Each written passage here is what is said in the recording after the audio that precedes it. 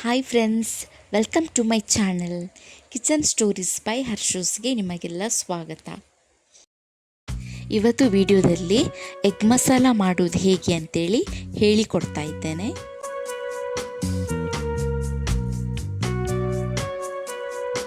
ಬನ್ನಿ ವಿಡಿಯೋನ ಶುರು ಮಾಡೋಣ. ಫಸ್ಟ್ ಬೇಯಿಸಿಟ್ಟುಕೊಂಡಿರುವ 3 ಮೊಟ್ಟೆಯನ್ನು ತೆಗೆದುಕೊಳ್ತಾ ಇದ್ದೇನೆ.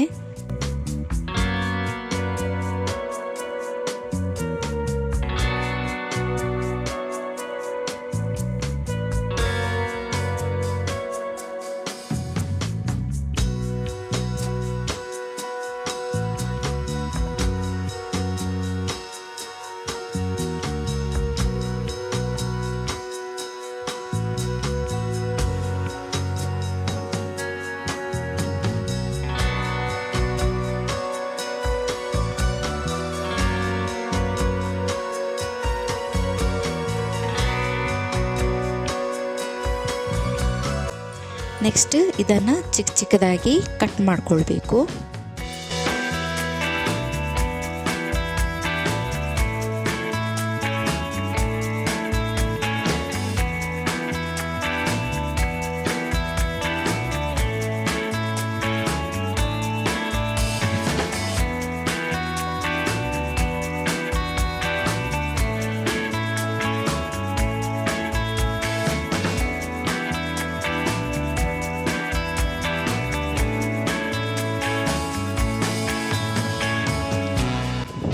ಈ ಥರ ಕಟ್ ಮಾಡಿಕೊಂಡು ಸೈಡಲ್ಲಿ ಎತ್ತಿಟ್ಕೊಳ್ತಾ ಇದ್ದೇನೆ. ನೆಕ್ಸ್ಟ್ ಒಲೆ ಉರಿಸಿ ಒಂದು ತವವನ್ನು ಇಡ್ತಾ ಇದ್ದೇನೆ.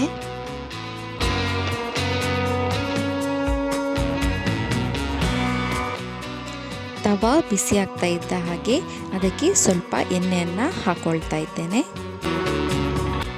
ಎಣ್ಣೆ ಬಿಸಿ ಆದಮೇಲೆ ಇದಕ್ಕೆ ಸ್ವಲ್ಪ ಅರಶಿನ ಪೌಡರ್ ಮತ್ತು ಮೆಣಸಿನ ಪೌಡರ್ ಮತ್ತು ಸ್ವಲ್ಪ ಉಪ್ಪನ್ನು ಹಾಕ್ಕೊಂಡು ಚೆನ್ನಾಗಿ ಮಿಕ್ಸ್ ಮಾಡಿಕೊಳ್ಬೇಕು.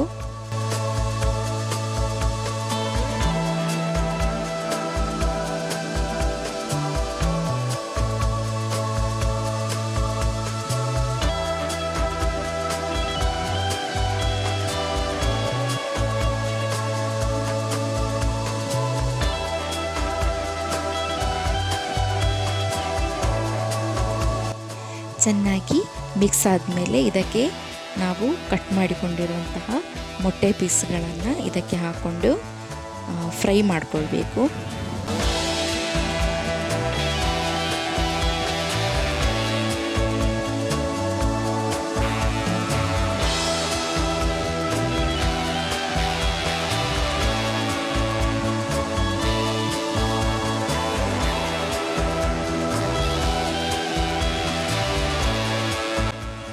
ಇವಾಗ ಇದು ಫ್ರೈ ಆಗಿದೆ.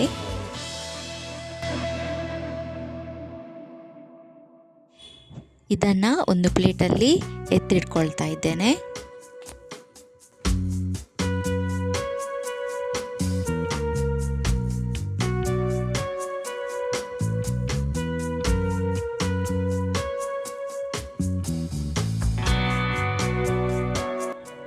ನೆಕ್ಸ್ಟ್ ಅದೇ ಪ್ಯಾನ್ಗೆ ಚಿಕ್ಕ 3-4 ಚಕ್ಕೆ ಪೀಸ್ಗಳನ್ನು ಹಾಕ್ಕೊಂಡು ಫ್ರೈ ಮಾಡ್ಕೊಳ್ತಾ ಇದ್ದೇನೆ.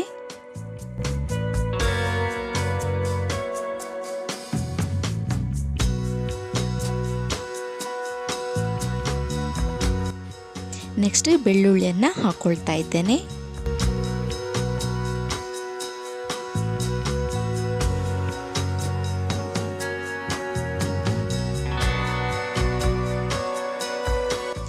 ನೆಕ್ಸ್ಟ್ ಸ್ವಲ್ಪ ಸಾಸಿವೆ ಮತ್ತು ಜೀರಿಗೆಯನ್ನು ಹಾಕ್ಕೊಳ್ತಾ ಇದ್ದೇನೆ.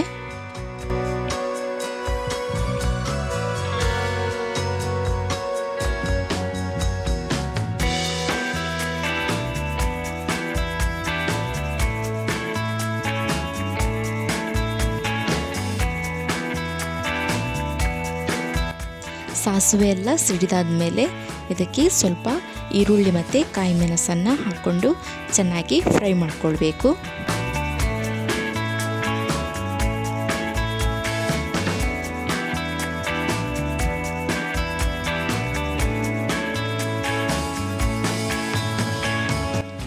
ಇವೆಲ್ಲ ಫ್ರೈ ಆಗ್ತಾ ಇರುವಾಗ ನಾನು ಸ್ವಲ್ಪ ಕರಿಬೇವು ಸೊಪ್ಪನ್ನು ಆ್ಯಡ್ ಮಾಡ್ಕೊಳ್ತಾ ಇದ್ದೇನೆ. ಮತ್ತು ಇದಕ್ಕೆ ಟೊಮೆಟೊವನ್ನು ಆ್ಯಡ್ ಮಾಡ್ಕೊಳ್ತಾ ಇದ್ದೇನೆ.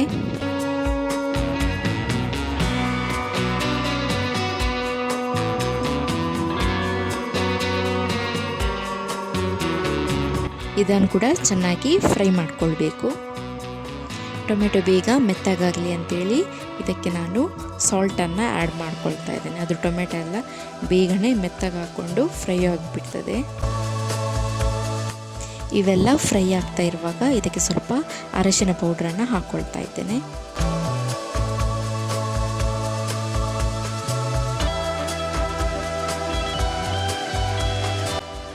ಇವಾಗ ಸ್ವಲ್ಪ ಶುಂಠಿ ಬೆಳ್ಳುಳ್ಳಿ ಪೇಸ್ಟನ್ನು ಹಾಕ್ಕೊಳ್ತಾ ಇದ್ದೇನೆ.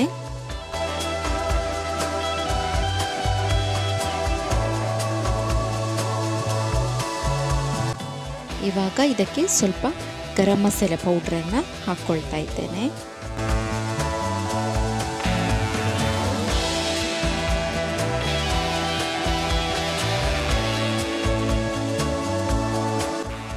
ಸ್ವಲ್ಪ ಮೆಣಸಿನ ಪೌಡ್ರನ್ನು ಹಾಕ್ಕೊಳ್ತಾ ಇದ್ದೇನೆ.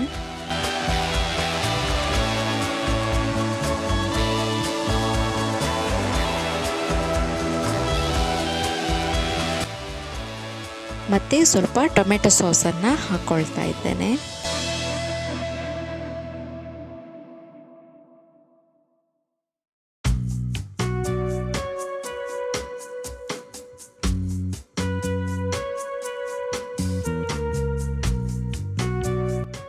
ನೆಕ್ಸ್ಟ್ ಇವೆಲ್ಲ ಚೆನ್ನಾಗಿ ಫ್ರೈ ಆದ ನಂತರ ಎಗ್ ಮಸಾಲ ಪೌಡ್ರನ್ನು ಹಾಕ್ಕೊಂಡು ಚೆನ್ನಾಗಿ ಒಂದ್ಸಲ ಮಿಕ್ಸ್ ಮಾಡ್ಕೊಳ್ತಾ ಇದ್ದೇನೆ.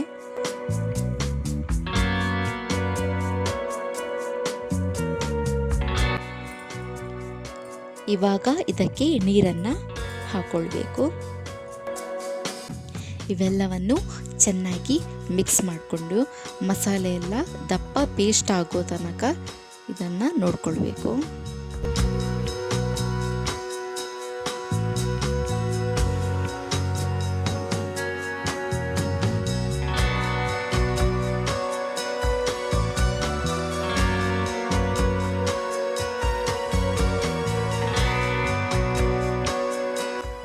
ಮಸಾಲೆ ಎಲ್ಲ ಸ್ವಲ್ಪ ದಪ್ಪ ಆಗ್ತಾ ಬರುವಾಗ ಇದಕ್ಕೆ ನಾವು ಫ್ರೈ ಮಾಡಿ ಇಟ್ಕೊಂಡಿರುವಂತಹ ಮೊಟ್ಟೆ ಹಣ್ಣೆಲ್ಲ ಇದಕ್ಕೆ ಹಾಕ್ಕೊಂಡು ಚೆನ್ನಾಗಿ ಮಿಕ್ಸ್ ಮಾಡಿಕೊಳ್ಬೇಕು.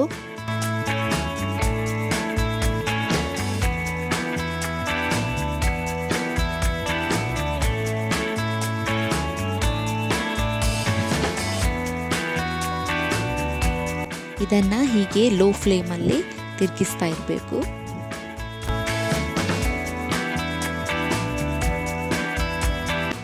ಇವಾಗ ಇದಕ್ಕೆ ಮೇಲ್ಗಡೆಯಿಂದ ಸ್ವಲ್ಪ ಕೊತ್ತಂಬರಿ ಸೊಪ್ಪನ್ನು ಹಾಕ್ಕೊಳ್ತಾ ಇದ್ದೇನೆ.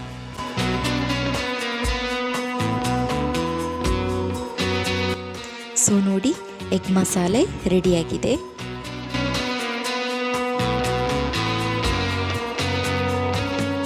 ಇದನ್ನು ನಾನು ಬೌಲಿಗೆ ಸರ್ವ್ ಮಾಡ್ಕೊಳ್ತಾ ಇದ್ದೇನೆ.